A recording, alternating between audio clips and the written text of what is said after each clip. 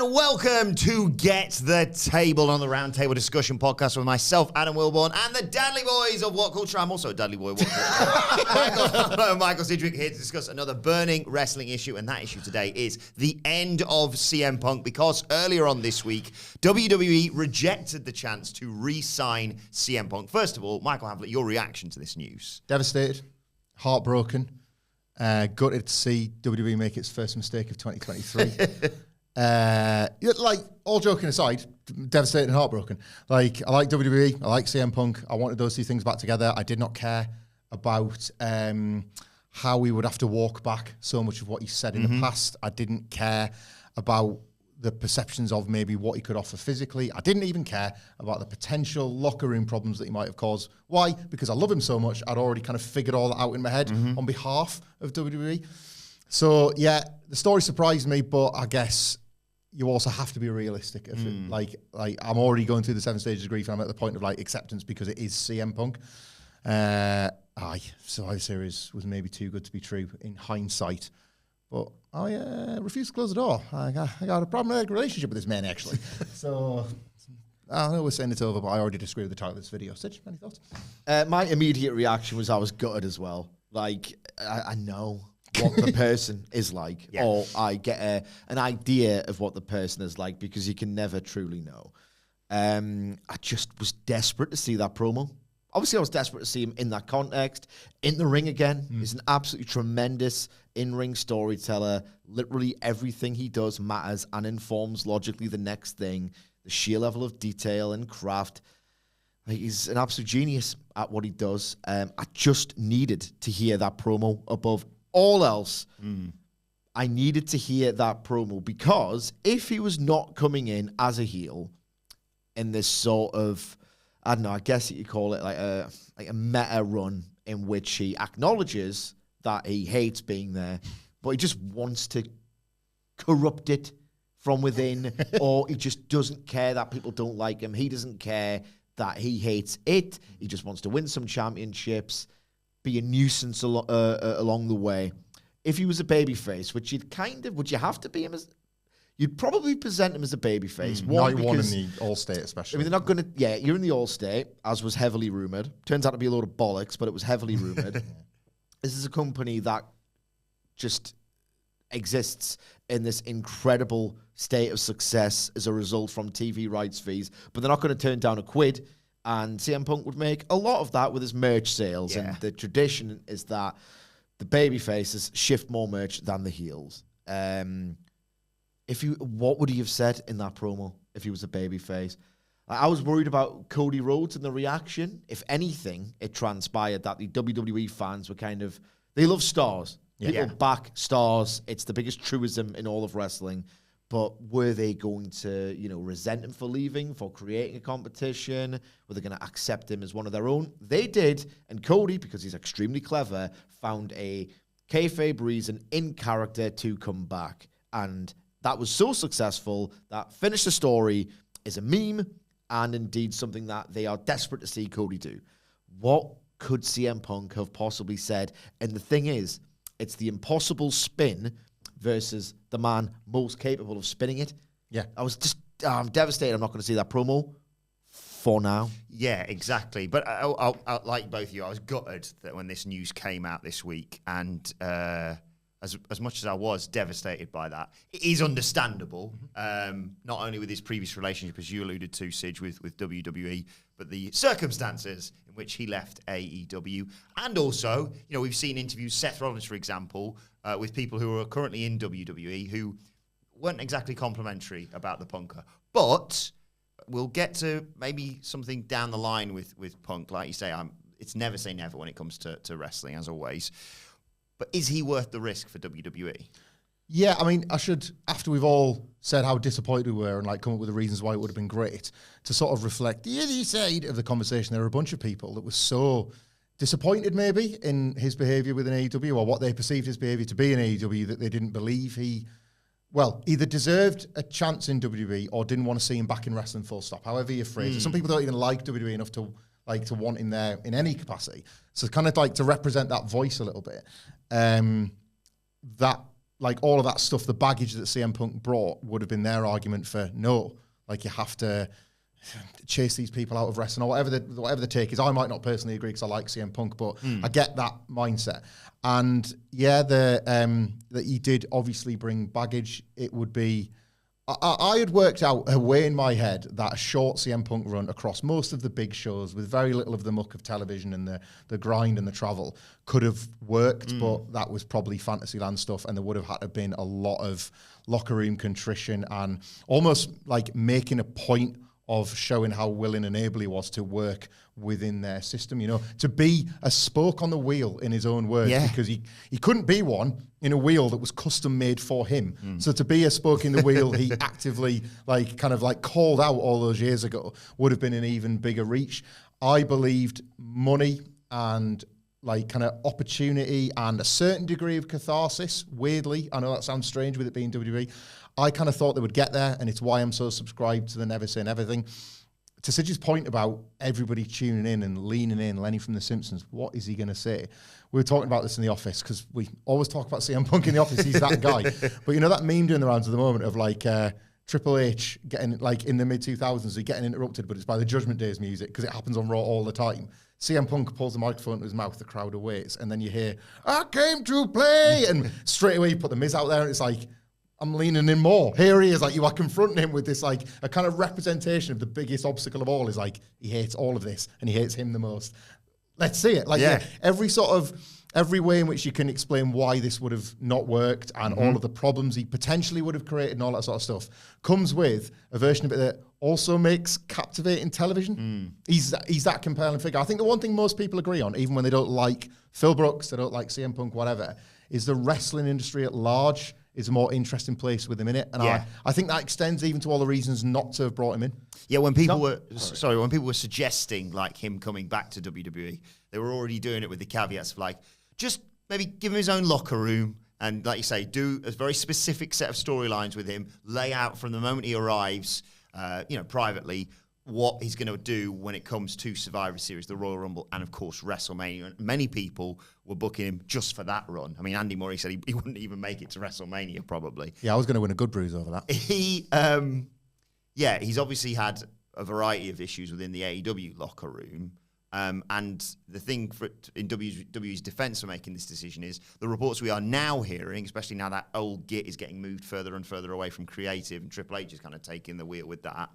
It's kind of a decent morale backstage for WWE, and this would be a complete wildcard chaos back there. Yeah, he's not worth the investment. He just isn't. That is the long and short of it. WWE is in a position right now that you could realistically describe as perfect with zero hyperbole attached to it. The gates are tremendous. The threat of Monday Night Football hasn't really embarrassed Raw whatsoever. And the premium live events, you hear statistics. You don't get an original figure, but you hear statistics of how 71% better performance than the previous year's version. He finds a record somewhere every show, doesn't he? He delves into Wikipedia just to find something that is best actually.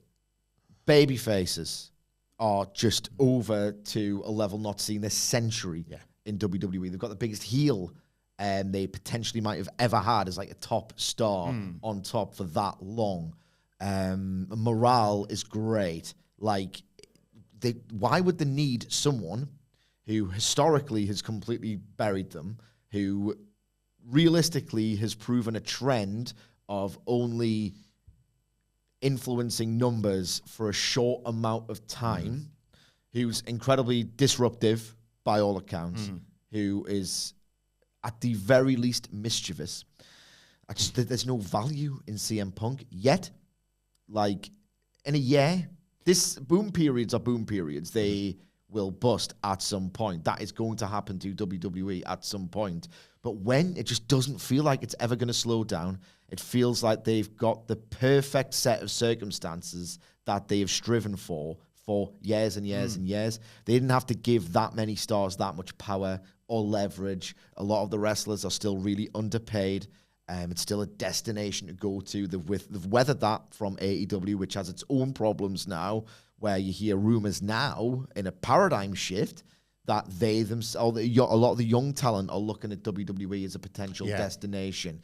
It could not have gone any better for that promotion since 2019, where for the first time all century it felt like, oh, there's a power imbalance, there's a power shift. My God, if you're Triple H, you're delighted.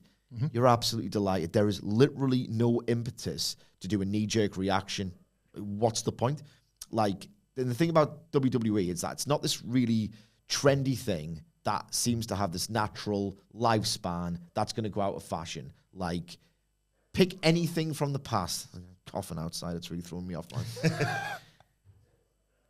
Thank you. Where it's very, I don't know, like, it's so solid and basic. And usually I throw these as negatives to WWE, but in fact, it could be the ultimate positive. They're not doing anything wildly on trend. They're not doing anything wildly fashionable that you'll look back and think, oh, that's going to date quite horrifically, you know? It's all so solid and functional and yet a roaring success that it's not as if they've got this really hot thing and it's going to go away at some point, you know?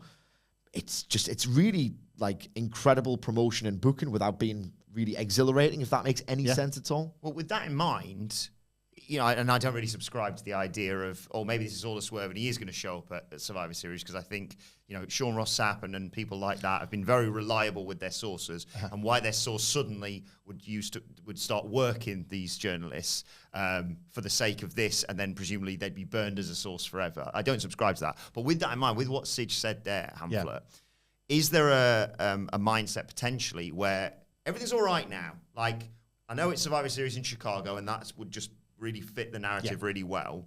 But right now, we could sit here and probably book pretty close to what's going to be the WrestleMania card. Mm-hmm. Like John Cena and The Rock and the Strike aside.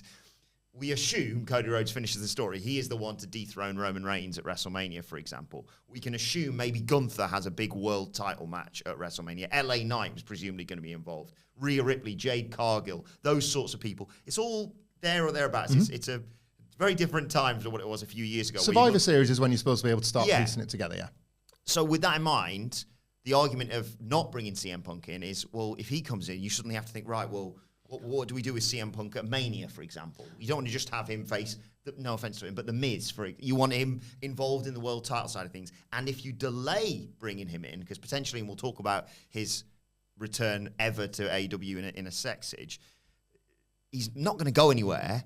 So why not do the stuff that we've planned out now, get to WrestleMania, put the title on Cody, presumably Roman goes away for a while, and then further down the road, or on the Raw after WrestleMania, if you want to do it, you bring CM Punk in as a rival to Cody, and it's not suddenly like, right, Cody's now world champion, but there's no one else on his level. Yeah, I think, like, you can't, even as a CM Punk fan, you can't disagree, like, with anything about, as you say, WWE's current setup and ability to get themselves to all their big shows with all of their big stars in all the positions they want them to be in. There's an example that sprung to mind for me yesterday, thinking about a time when, because if you've got, like, say, for example, Triple H, but there will have been other people to go, thanks, but no thanks. There was a time when Vince McMahon basically threw out the names to the locker room, and the locker room almost unanimously went, no, and he did it anyway. And that was with the New World Order, and that was in February. So that was a month before WrestleMania, and you're thinking, hang on, you have to throw your plans up in the air now because you've got the New World Order for WrestleMania, and you think, oh, Steve Austin stuck with Scott Hall, but The Rock works Hulk Hogan. Yeah. So that's Vince McMahon going, I'm weighing up my pros and cons here. The NWO might be a bust after WrestleMania, but look what I'll get. He was probably proven right. Ultimately, that Rock Hogan match was worth all the turmoil that they might have brought and all the rest of it. And I think that's where my sort of like old wrestling romantic head is screwed on here, is like, you would make it work. A star of that magnitude, a guy as captivating. And I think that's what he is. You know, I think he's captivating. I think Wembley was good evidence of that. You don't want people to be captivating. And I think, right, so this is where I'm not being don't. But when you were talking about where WWE sits right now, it reminds me of, there are people that love Disney as much as we love wrestling, right? And WWE have styled themselves as the kind of Disney of pro wrestling. And Disney, I didn't really know this until I started listening to these voices. Disney runs in eras in much the same way wrestling does. There have been periods where there have been like boom periods for Disney. There are films that just die, and there are periods where they're not really... 80s weren't good for Disney at all. And then like The Little Mermaid was like their Hulkamania. Like they had this boom period, right? Where you had like... And I don't want to like list all the Disney films. There was this run, and then the same thing happened again. It went ooh, like that. And then Pixar came in, and Pixar films feel like they've got the finger on the pulse, and then that started to die. And then they started working on like kids' mental health. And you see these films now that like you watch, you know, we watch them as parents. You are about to dive headfirst into this world where you just think, man, they're touching some brand new nerves here. You know, they're in touch with the world. And there's going to come a point where they're going to like, maybe not like, they're not going to bust. WWE has financially insulated itself over and over and over again. But there might come a point where they need to get the finger back on the pulse. And then is the time Is he the pulse? I don't know. I don't think he is. I think he's very good at making himself feel like the pulse, even if he isn't. And that's why, like, I'll say this as a Punk apologist, a truther, whatever. He's also very smart at knowing when his value starts to diminish. He is a short-term boom guy, but we've seen on at least 2 separate occasions where, as time goes by, whether it's novelty, whether it's something like just goes off the boil a little bit, and you're like now I'm not as hot as I was 6 months ago, you know.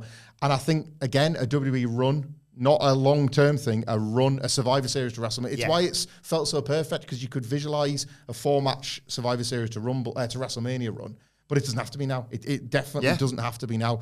You know, like there would have been a time when we were talking on another podcast about Chris Jericho kind of diminishing his WWE returns, but he nailed it for a bit. He would get those short-term runs, and like I think Jericho's a much like a smoother transition guy than a CM Punk. It's probably right and rational to sit out and wait and judge the thirst for him. There's none from that WWE audience. Like, there isn't. Here's the analogy, right? Imagine you are a really traditional rock group outfit who have absolutely no aspirations of doing experimental stuff to please yourself or to take a bold artistic risk. That's WWE, right? They've never wanted to do that. They do things a certain way. Yeah. They are in love with the way that they do things, and they are adamant that the way they do it is correct, commercially successful, all the rest of it, right? If they like that and have no willingness to experiment, don't want to experiment, and their studio albums sell by the truckload, why would they ever want to or think they feel the need to go in an experimental direction that could go well, or it could just completely disrupt everything? There's no impetus on the WWE side for this to happen, which is incredible to me, but it's nonetheless true. I would argue, because there will always be, you have described them perfectly there, isn't that analogy, but there will still always be a capital M Moments company, and they will believe, if and when they were to get CM Punk, they will do that on the basis that they can control him. Like, I don't know that they can, but they will make that deal on the basis that they can ensure that there is no or very limited like locker room disruption. Everything that we saw CM Punk do in AEW, they will believe, rightly or wrongly, that they can like insulate themselves from that, and they can protect themselves. Maybe I don't like this opinion. You know, maybe. I don't look at Matt Riddle, the absolute state he got himself in over the last 3 years. Yeah, and this idea that WWE can control anyone and they're the alphas in management. Like, he had heat with loads and loads of people. He squared up the people backstage. He disgraced them publicly, and they just let him because he was a star. I don't have them, but I feel like there'd be just as many examples where people like fell in line or whatever. And again, I think Punk is like a different figure altogether. I think at this point, like CM Punk will be as mindful of like protecting his own legacy and how he could do that within WWE. He will believe, we know CM Punk enough to know that he will believe that in his own truth, and he will believe how all of that played out in AEW was righteous by his own set of rules. But he's also quite savvy, and to talk about finishing the story, I don't think he thinks this is the end of his story, and if he can leverage a bit of his control in order to have a nicer end to that story, I think he would play a bit more ball than people are willing to believe as well. I don't think it's just a WWE putting a thumb on a guy. I think it's him like allowing the thumb to be put on. This is the man that went on that frigging backstage show and said, I'm going to change the culture. You know, like, I work for... Yeah, very savvy that was. I work for Fox. Like, but there he was, like, needing to sort of, at the time, like, needing to think, right, I have to play ball a little bit. And it was a really uneasy relationship. It didn't end badly. I didn't want him then either, though. That's the thing. Well, you know, with the not an existential threat, that's ridiculous, Yeah. but with a market share Yeah. in jeopardy, a perception battle, didn't want him then. are we saying, like, so are we sort of terming CM Punk as one of the few people that no major wrestling organization would want? Is he that? Are we agreeing that, like, Yeah, no one else 'cause could that- Well, afford him. that depends on the next point, because I've got one to make. I just don't think he's that bad. Yeah, if a we- guy. Well, Yeah. Loads of people do. A lot of people do, Loads and of the people people do, and the yeah. decision makers do, quite evidently. Unless it's a work. If we assume it's a no from WWE, at least for now, Yeah.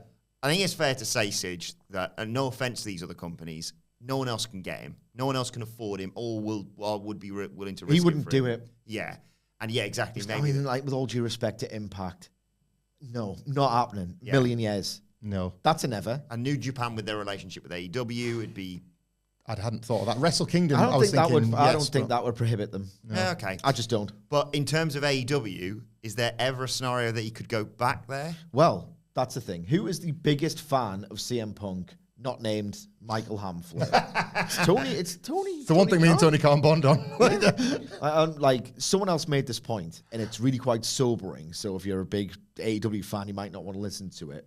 If you look at the current domestic business and the gates they're attracting, there's always going to be, like, when you're in this cold period that AEW are in, when you don't know if you're going to get a title Tuesday, or the very real possibility with how Tony Khan books that you're not going to get a Kenny Omega or John Moxley or a Bryan Danielson match on a Dynamite. Yeah. And the creative just feels flat. The vibe feels a little bit off. A lot of things are converging at once, which is a separate podcast unto itself. Oh, yeah.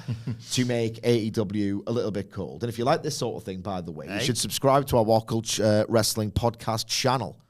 Put a link in the comments, please, Mr. Nicholas. Right. If you look at this business now, right, in the gates now, there'll be a natural reduction in interest if they come back to that town in 6 or 8 months and don't get any hotter, right? And how do they get hot? At the minute, everyone's got an answer. Everyone, if they were in Tony Khan's shoes, would have a knee-jerk reaction. The reality is that if there was an answer, I think Tony Khan would have stumbled upon it at this point. They are drawing like 2,500 people in certain towns. Like, last week's Collision looked, not for a minute suggesting it was as bad, right? And I do think they're going to have a much healthier TV future than WCW ever did in 2000. But it looked like one of those Nitros in 2000, like absolute top City Jones. A shot of Ricky Starks, we talked about it on the Collision review, that shot of Starks, because his entrance. I was like, don't shoot him like that. But you couldn't, You like, see all I the don't shoots. want Yeah, it. but I don't yeah. want it to look like this. Yeah. Still fighting for that company. We were in Vegas wondering how they would cover the green seats. We were didn't. in Vegas for the Dynamite Go Home, Double or Nothing, and we were like, all right, okay, well, there's a lot of green seats in this lower bowl. I'm assuming everyone's just going to come at 10-2. Yeah. 5-2 happens, and it's like, that was when the reality really settled in for me. Like, you might, at some point, have to take the nuclear option. Yeah. Do you think he will? If it stays like this, do you think he will? If I was betting money on it, right, I wouldn't put a huge wedge on it, but I'd stick a decent. I'd stick a decent one just for the odds right now because they look terrible. Like, I don't want to get into, for libel purposes, what he may or may not have done to Tony Khan at Wembley Stadium. Release the tape. God, I just want to see it. That'd pop a rating. It's the new Hart McGee. But think of it like this, right? Someone punched their boss in wrestling in the face. Years later, and they wanted him before he came back, they put him in a feature WrestleMania match when he couldn't even take a bump. And that man was Bret Hart. Like, these things happen. These things have always happened. I think if they cannot recover business, they, in a year's time, might take the nuclear option. Would you have It's just, you can't say never. Would you have a good AEW bruise? have got they need him. Yeah. WWE don't. AEW very much might. And as I said, it wouldn't last a calendar year of the same numbers or the same interest levels. It probably wouldn't last that because of the behavior and the conduct. But that shot in the arm, this AEW might really need it. And those big matches that we didn't get to see. But yeah, but then that's another podcast. Well, Will yeah. we even see them? And one of them's in WWE now. The Cody one's there for them to promote it. That's it, yeah. The fact that they had that in their lap and chose now, it does speak to... They were going to do it at some point. Yeah, it does speak to the measure of the man. Like, I that's get the it. thing. They've spent so long dithering on some of these matches that by the time they could now do them, are the stars as, like, over as they once were? Like, Is Hangman Page MJF now as huge as it would have felt in 2021? No. When Hangman was really, really, really over. They've dithered for too long. And that's why they might need this shot in the arm. Yeah, you wouldn't book your fantasy AEW cards as you would have done once upon a time compared to the, like, Punk versus X of, say, 10 WWE wrestlers or something like that. That's the difference, but it's where he fits. I don't know, like, I can't entertain the idea of him being back in AEW for years and years and years and years, but Tony Khan is... It was less than a year that no one could entertain the idea of him back after Brawl Out. Yeah. And he was back. Yeah. To circle back to the title of this video, the end of CM Punk, and reference something you mentioned earlier, if this is it, I do hope it's not, but if it is, what is his legacy? Like, no more complex than some of the biggest stars in wrestling history, oddly enough. CM Punk has done some bad things. Like, in real life, like, we don't endorse or encourage fighting with your colleagues. It's dumb. I know, like, it used to happen in wrestling all the time. You do it every podcast. Yeah, it's supposed to be a better world where this sort of stuff can be ironed out professionally and people can, like, and it's like that sort of stuff is a black mark against his name, and like there's these old values that needed to die, R.I.P., that CM Punk kept alive in those scraps with Jack Perry and the stuff with Brawl Out and all of that. But in wrestling, the reality is, there are far worse people in CM Punk where the matches and the stories and the promos have been held aloft as the legacy of the wrestler in question. Way worse than CM Punk as a person. And based on that standard, his legacy, like all the greats, will be his matches, will be his promos, will be his unbelievable gear. Like the attire choices that he made, like the promos that he cut.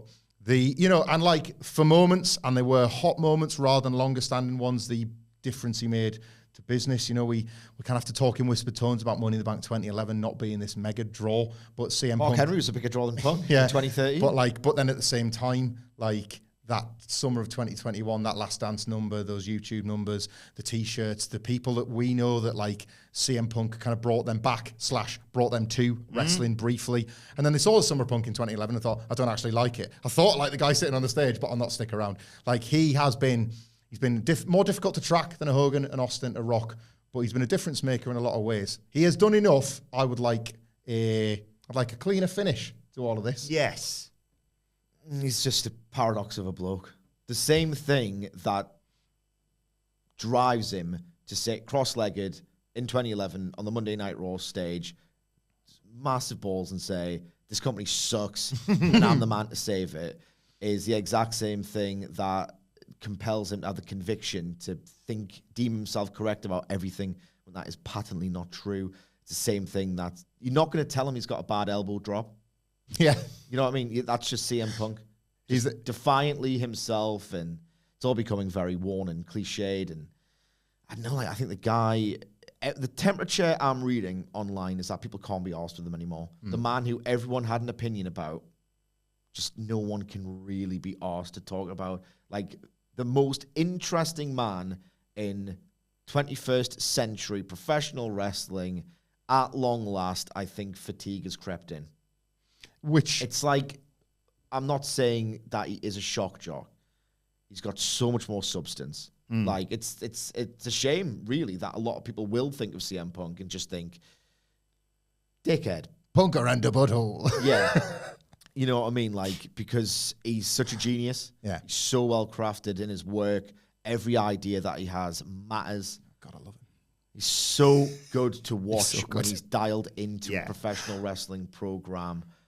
But in that sort of shock jock way, I think he's had one controversy too many, and people have finally become desensitized to CM Punk. The time is running out on what kind of run you get as well. Yeah. Like wrestling, again, will be kind to its legends, very kind, and like time away tends to only enhance legacies and the thirst for them to come back. But we saw in AEW, like the time he missed was obviously where he was recovering, but the injuries were quickly climbing back up again. Everyone's got a bump clock, a bump card, and like I don't think there's loads left on CM Punk's. And like as the time passes on, when he can't be as physically great as he was at points in AEW, then again, that So good he'd be like great at 55 though. Yeah. he would. He's That's that true. He kind of would have wrestler. just like value would diminish, but it wouldn't completely be gone. And I'd like to think that feeling of exhaustion with Punk, which you do see, like is a recency thing, and then the more time passes, the more he would still remain valuable. But I don't know. We'll have to see. I love him. I think I am a massive mark for the guy. I think he had the best feud in AEW. I love Hangman Page and Kenny Omega's feud. I think it's sensational, but him and MJF was just unbelievable. I think he had the best 3.5 star match I've ever seen in my life. But let us know your thoughts. I do hope this isn't, but if this is the end of CM Punk, let us know your thoughts on his legacy or what the future holds for him in the comments section below or on X at WhatCulture WWE. But for now, it's been Get the Table. My thanks to the Dudley Boys. Thank you for joining us, and we will see you soon.